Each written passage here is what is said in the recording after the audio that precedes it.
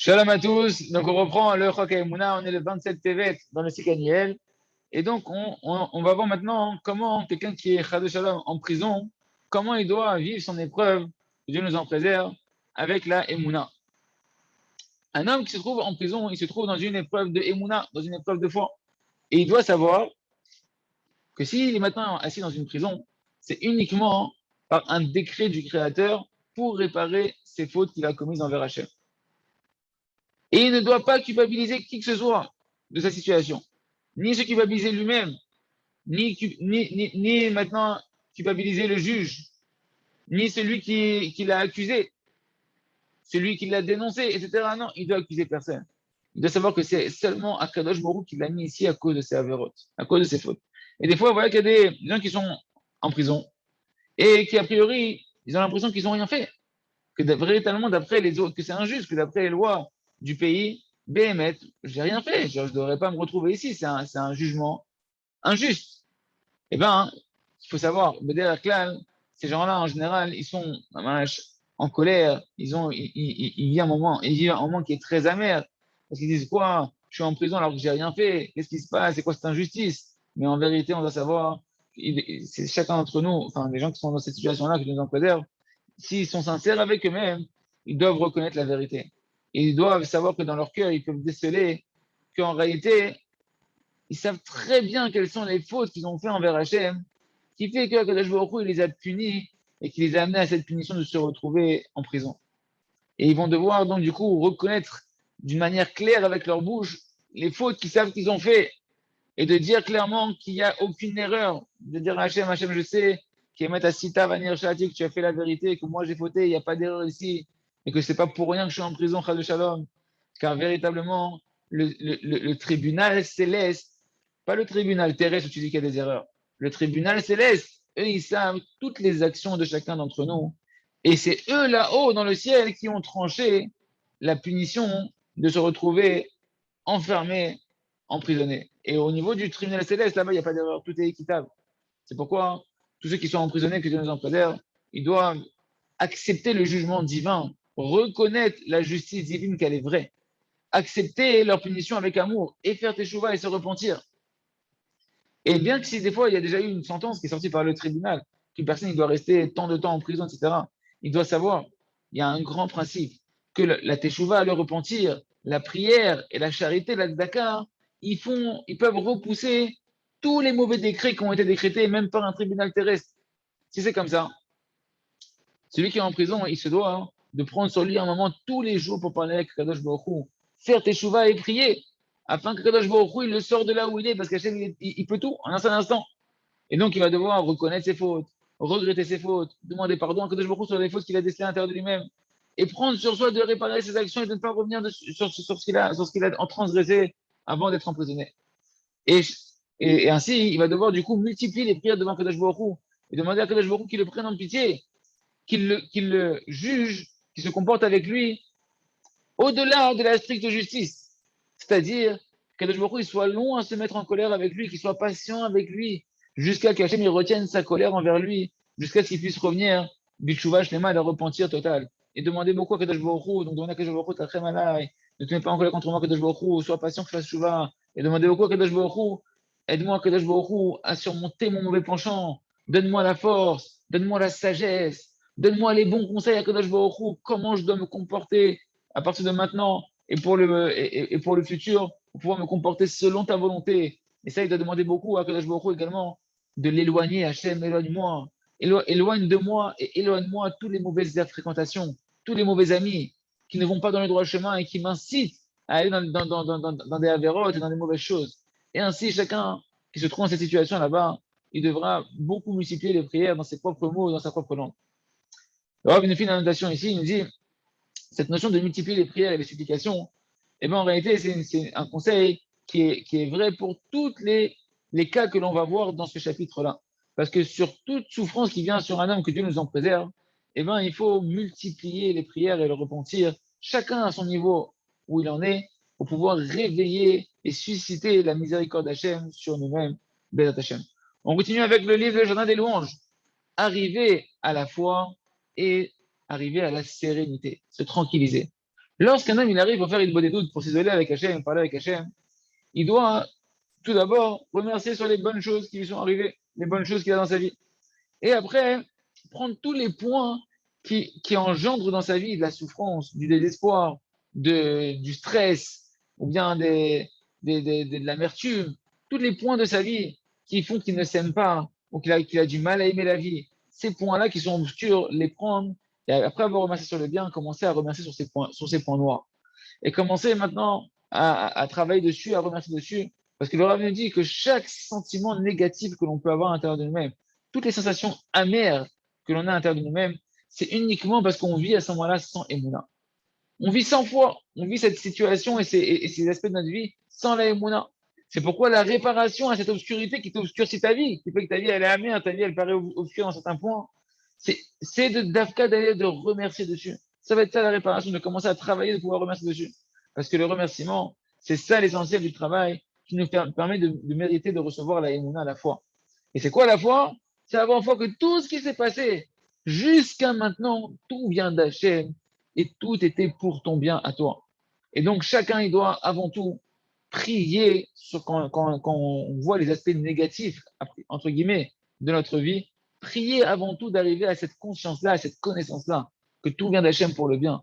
Et remercier et louer Akadosh Baruch Hu sur justement ces aspects de notre vie, sur tous les manques, sur toutes les difficultés, sur tous les problèmes, sur toutes les oppressions. Et c'est seulement après que tu as remercié et que tu es arrivé à la simcha sur ton problème, à la emuna sur ton problème, que tu vas pouvoir commencer à faire des doutes et parler à Kadosh Baruch Hu et en faisant tes chouvas, en demandant pardon, en demandant à Kadosh Baruch Hu qui te rapproche de lui, qui te répare la faute qui est à l'origine de ta souffrance, etc. Et ça, il faut fixer ça de manière ferme dans son cœur. Je veux vivre la emuna, que tout est pour le bien et qu'il n'y a pas de mal dans ce monde. Et le Rav nous dit, même si le remerciement sur les points positifs de notre vie, c'est quelque chose qui est nécessaire, le remercier sur le bien, c'est quelque chose qui est fondamental. Mais sache que c'est précisément le fait de remercier sur les manques, sur ce que tu appelles le mal dans ta vie, c'est ça qui te permet, quand tu vas remercier dessus et travailler ta émounage, d'arriver à une émounage shlema, une fois totale en Hachem Yitbarach, c'est ça qui construit ta hitbo des doutes de la meilleure manière, qui va donner toute la force à ta hitbo des doutes. Et c'est ça qui va construire ta vie de la meilleure manière, d'apprendre à remercier sur ce qui te paraît être mal dans ta vie. Et donc, parce que de toutes les manières, il nous dit le Rav, avant de pouvoir parler à Kadosh Baruch Hu, d'un quelconque problème qu'il soit, il faut déjà que tu sois rempli de foi en Hachem, de Emouna en Hachem, en particulier de Emouna en Hachem dans ton problème. Et c'est seulement lorsque tu as une foi dans ton problème que tout est pour le bien, que seulement à ce moment-là, tu vas sentir que tu vas te calmer à l'intérieur de toi, que tu vas sentir que l'oppression de ton problème elle va diminuer. Et à ce moment-là, quand tu sens que tu es tranquillisé, parce que tu es ma'amine, tu as foi en Hachem, que Hachem il t'a envoyé ce problème-là pour ton bien, à ce moment-là que tu es au calme, que tu es serein, tu peux parler à Kadosh Baruch Hu. Et c'est bien qu'une fois que tu as commencé, que tu t'es calmé, que maintenant que tu as remercié même sur le mal, après de reprendre encore des remerciements sur les bontés qu'Hachem il t'a fait, sur les bonnes choses qu'il t'a fait, bah, Hachem, on continuera dans les prochaines pages la suite. On continue avec le livre à travers champs et forêts pour Yom Hashem faire notre heure d'Hisbodedut aujourd'hui. Pas passer un jour sans faire son heure d'Hisbodedut. Nous dit le Rav, et ainsi. Donc là, ça rejoint vraiment ce livre-là, le chapitre du livre qu'on va maintenant, il rejoint complètement ce qu'on a vu juste avant. Et ainsi, tout homme, chacun à son niveau, dans sa émouna, en fonction du niveau de la émouna dans laquelle il devra demander sur ça même à Kadosh Baruch Hu beaucoup. C'est-à-dire quoi? Demander beaucoup à Kadosh Baruch Hu de l'aider à remercier sur tout ce qui lui arrive dans sa vie, d'avoir foi que tout est pour le bien. Ça même, ça doit être une prière. Hachem, aide-moi à avoir la émouna que c'est pour mon bien. Parce qu'avant de faire tes chouvas, c'est très très important, les amis. Donc, bien, on répète et on répète, mais avant de faire tes chouvas, il faut d'abord se tranquilliser, se calmer et être rempli de joie, d'avoir une simcha shlema, une foi parfaite.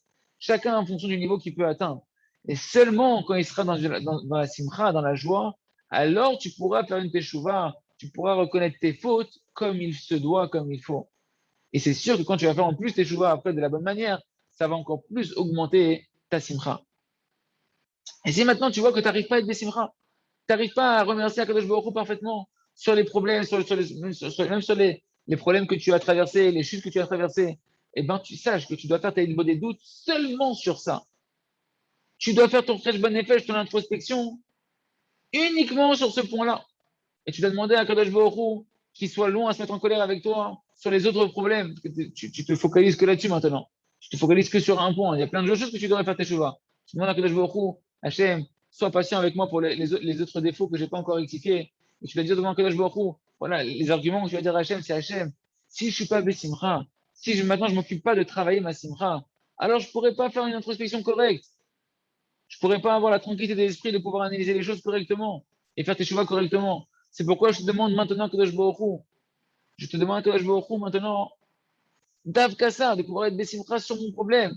Et quand Kadosh Baruch Hu de me donner la Emouna sur mon problème, et quand tu sentiras que Kadosh Baruch Hu va te donner la Emouna, et que tu vas sentir que la Simcha qui va rentrer à l'intérieur de toi, de la joie qui va rentrer à l'intérieur de toi sur tes problèmes, à ce moment-là, tu pourras faire tes chouvas. Surtout, tu dis à Kadosh Baruch Hu, une fois que je serai Bessimcha, une fois que je serai serein, je pourrai faire tes chouvas sur tout le reste. Et ça, Bémet, c'est un conseil que Rabbi Nachman de Breslev donne à l'écouter Moran dans la Torah 178. C'est marqué là-bas que la plupart des personnes, et donc ça inclut chacun d'entre nous, mes amis, Al-Pirov, en général, c'est très dur pour un homme de reconnaître ses fautes. Il y en a, parce que certaines fois, il oublie ses avérotes, il a oublié ses fautes. Et d'autres pour qui c'est lourd, c'est un poids qui est lourd de devoir énoncer ses fautes. Donc, c'est quoi le conseil de Rabbi Nachman? C'est quoi le conseil pour pouvoir énoncer ses fautes et d'avoir le cœur à pouvoir dire ses fautes devant Hachem pour les réparer? Il nous dit, on a besoin d'avoir une simcha de mitzvah, une simcha qui jaillit de l'accomplissement du mitzvah, comme par exemple d'aller à un mariage. Que dans le mariage, quand tu es des simcha, et ben, dans le mariage, même pendant les danses, de faire tes chouvas là-bas, dans la simcha, parce que ton cœur il s'ouvre et que tu vas pouvoir plus facilement faire tes chouvas. Et quand tu es Bessimcha, il nous dit Rabbeinu, à ce moment-là, tu vas reconnaître tes fautes. Donc tu vois que c'est un conseil de Rabbi Nachman lui-même. Mais maintenant, le Rav Arush nous dit, tu vois que c'est pas tous les jours que tu vas être à un mariage, que tu as une simcha d'une mitzvah qui tombe sur toi et que tu te retrouves dans une joie d'une mitzvah. Alors qu'est-ce que tu vas faire? Si maintenant tu n'as pas un mariage qui vient aujourd'hui devant toi, tu vas faire quoi? Tu ne vas pas être des simcha, tu ne vas pas faire tes chevaux? Donc ce qui ressort des paroles de Rabbi Nachman, c'est que même s'il n'y a pas de mariage, même s'il n'y a pas une joie une simcha de mitzvah qui vient à toi, hein, eh ben, tu dois tout faire pour arriver à la simcha. Comment tu vas faire pour arriver à la simcha, hein, qui va te permettre après de faire tes chouvas comme il faut? Eh ben, tu vas regarder les points positifs qui sont à l'intérieur de toi. Et tu vas demander à Kadosh Baruch Hu, ça c'est un premier travail, de chercher à voir les points positifs qui sont à l'intérieur de toi, c'est un gros travail pour arriver à la simcha, me dira Rabbi Nachman de Breslev. Un autre conseil, c'est que tu vas demander beaucoup à Kadosh Baruch Hu de la simcha et de la emuna, tout simplement tu demandes à Hachem qui te donne de la simcha et de la emuna. Troisième conseil, c'est de travailler justement le remerciement et la foi que tu fais pour le bien. Et à ce moment-là, quand tu vas être dans la simcha, et quand tu seras des simchas sur ton problème, à ce moment-là, ce sera facile pour toi de reconnaître tes fautes et de faire une bonne introspection. Donc maintenant, on a vu dans les pages précédentes que tant qu'un homme il n'a pas fait teshuva total, il n'a pas fait un repentir total, alors la lumière de la connaissance que tout est pour le bien, elle lui est encore obscure. D'accord? Et donc, comment tu vas faire alors? Tu n'es pas Bessimcha parce que tu ressens pas complètement encore, tu n'as pas fait tes choix total, donc tu n'as pas la lumière de voir que tout est pour le bien. Comment tu vas faire? Alors là, tu dois être fort. Tu dois être fort à l'intérieur de toi. Chacun, en fonction du niveau de l'Emouna qu'il a acquis déjà jusqu'à présent, de demander beaucoup de l'Emouna que tout est pour le bien et de ne pas te culpabiliser. De ne pas te culpabiliser et de ne pas te persécuter de tes propres fautes. Même s'il y a des fautes, tu dois ne pas te culpabiliser. Tu dois regarder ta Emouna en toi-même, ta Emouna, que tout est pour le bien. Et donc ici, il y a une sorte de cercle, un cercle vicieux qu'il faut savoir comment s'en sortir. Parce que tant que je me culpabilise, tant que je suis dans l'auto-culpabilité, alors je suis dans la tristesse, et donc je ne peux pas faire tes choix, parce qu'Abou a dit qu'on ne peut faire tes choix que dans la joie. Parce que la preuve, c'est que vu que je suis en train de me culpabiliser, je n'ai pas de émouna, je ne vois pas que c'est Hachem qui a tout fait. Et tant que je n'ai pas fait tes chouvas, donc la culpabilité m'empêche de faire tes chouvas. Mais d'un autre côté, tant que je n'ai pas fait tes chouvas, c'est difficile d'avoir la émouna que tout est pour le bien. Donc c'est difficile d'arrêter de se culpabiliser, puisque d'arrêter de se culpabiliser, c'est de voir que tout vient d'Hachem. Donc c'est quoi le conseil? Comment je m'en sors ici? Alors le conseil, il me dit le Rav, c'est justement de prier beaucoup à Kadosh Baruch Hu, de voir les points positifs qui sont à l'intérieur de toi et de te réjouir de toute la beauté qui est à l'intérieur de toi, tous les points positifs. Et c'est quoi l'essentiel du point positif essentiel qu'il y a dans chacun? Un point positif qui est énorme, qui est infini, qui ne s'éteindra jamais, mais qui se trouve dans chacun d'entre nous. C'est-à-dire, c'est un point que tu peux toujours te réjouir, qui peut amener une joie extraordinaire, qui peut remporter chacun d'entre nous à l'intérieur de nous-mêmes. C'est le point de la volonté. C'est-à-dire qu'en réalité, à l'intérieur de nous-mêmes, il sommeille une volonté très forte de vouloir se rapprocher d'Akadosh Baruch Hu et de vouloir être comme Akadosh Baruch Hu. Chacun il veut être quelqu'un de bien, chacun il veut être quelqu'un de calme, chacun il veut être quelqu'un de patient, chacun il veut être quelqu'un. Mais qui il y a beaucoup de bien à l'intérieur de nous de vouloir être comme Hachem il veut qu'on soit. Et plus une personne elle va se rendre compte qu'au final, elle a ce point positif de vouloir être comme Hachem il veut qu'on soit, et plus tu vas recevoir un encouragement extraordinaire qu'au final, tu vas te rendre compte que tu as énormément de volonté positive à l'intérieur de toi, ce qui va te ramener à la simcha, et que cette simcha-là va te permettre de faire tes chouvas, et la teshuva va t'ouvrir les portes de la émouna que tout est pour le bien.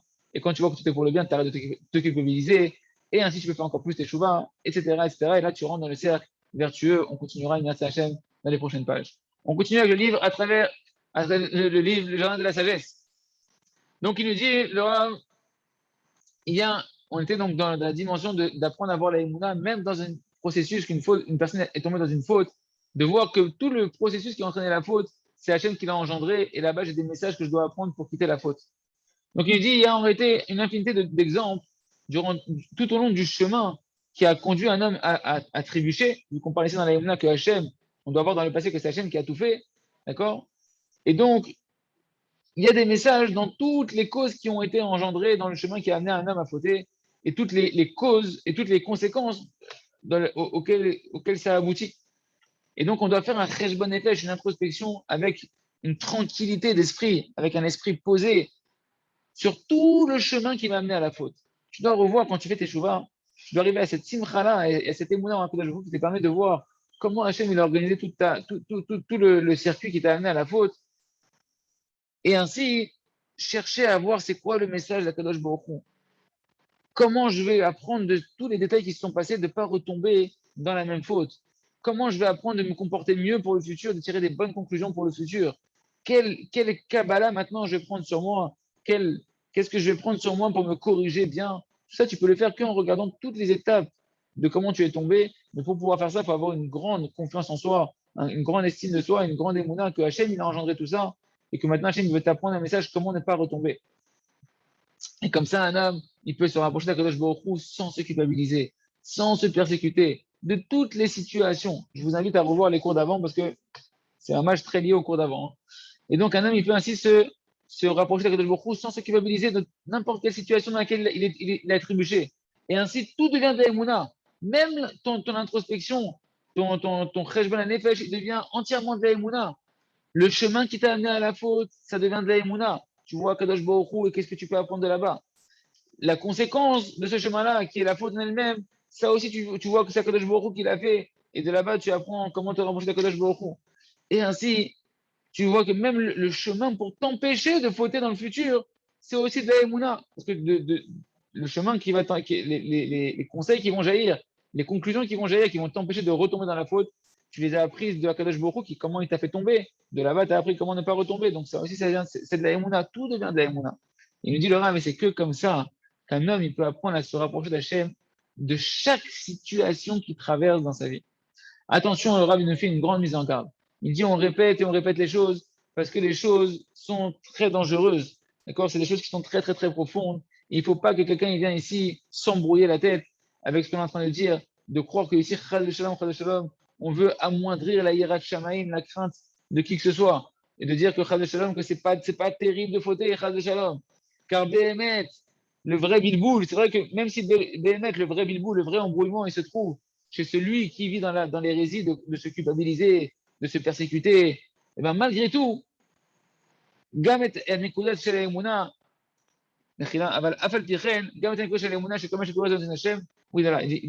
le grand embrouillement, c'est celui qui se culpabilise, qui ne voit pas la Emouna, qui ne voit pas que c'est Hachem, il y a malgré tout, il faut faire très attention que quand on voit la Emouna, de ne pas ici, Chad Shalom, diminuer notre hiérarchie Shamaïm. Et de tout faire, un homme, il doit tout faire pour ne pas affaiblir une seule seconde, mamash, sa volonté d'être comme Hachem il veut qu'il soit. Et un homme, il doit avoir peur, il doit avoir une peur terrible de transgresser, ne serait-ce qu'un tout petit peu la volonté de Kadosh Baruch Hu. Plus peur que de mettre la main dans le feu ou que de manger du poison. Et donc, de bien comprendre ici que notre kavana, notre intention, ce n'est pas d'affaiblir la hiérarchie même de qui que ce soit, que Dieu nous en préserve. Au contraire, ici, ce que l'on vient faire, c'est renforcer uniquement la nekuda de la emuna qui n'a rien mis à Kadosh Baruch Hu. Et que dès qu'une chose, elle s'est passée, et qu'elle est dans le passé, alors il faut immédiatement détourner son esprit de son libre arbitre sur le passé, et que tu n'as plus de libre arbitre sur le passé, comme on a expliqué.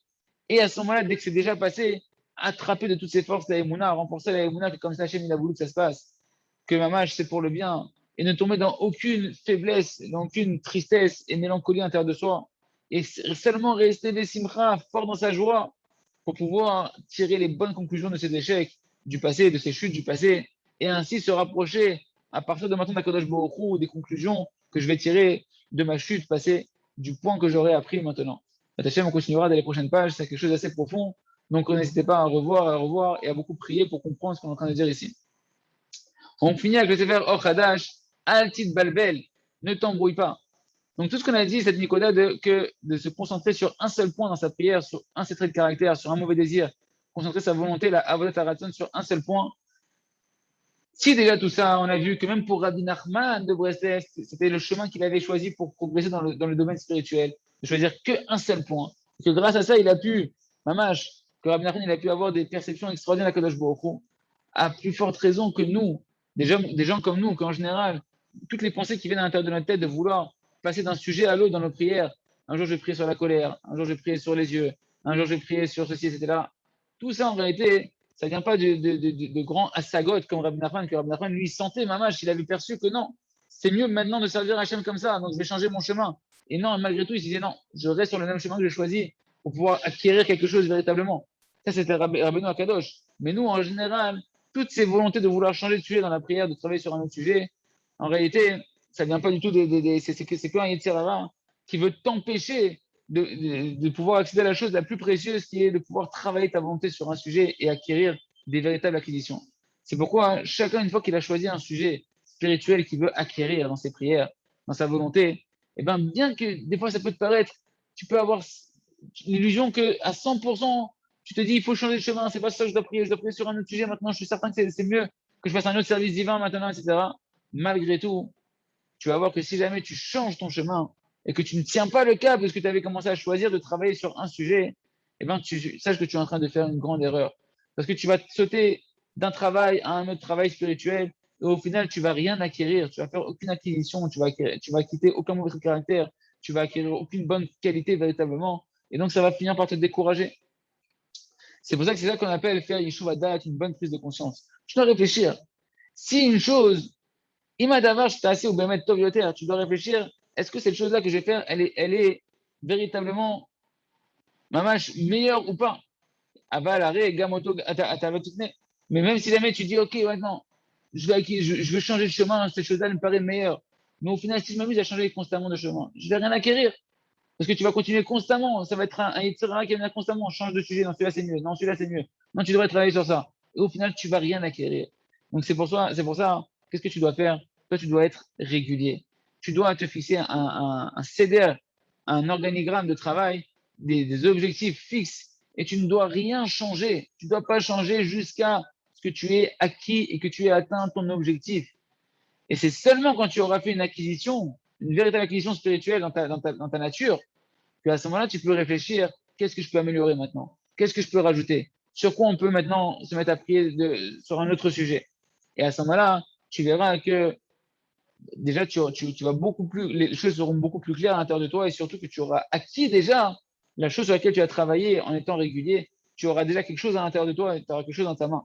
Donc, on conclut sur ces paroles de Rabbi Nachman qui nous a appris de comprendre. La conclusion générale, c'est que à c'est mieux d'aller dans un seul chemin, de faire une seule acquisition plutôt que de chercher 36 milliards de vérités que tu veux acquérir, soi-disant et de sortir au final brisé parce que tu n'as rien acquis concrètement, donc tu as gaspillé ta volonté dans plein de sujets.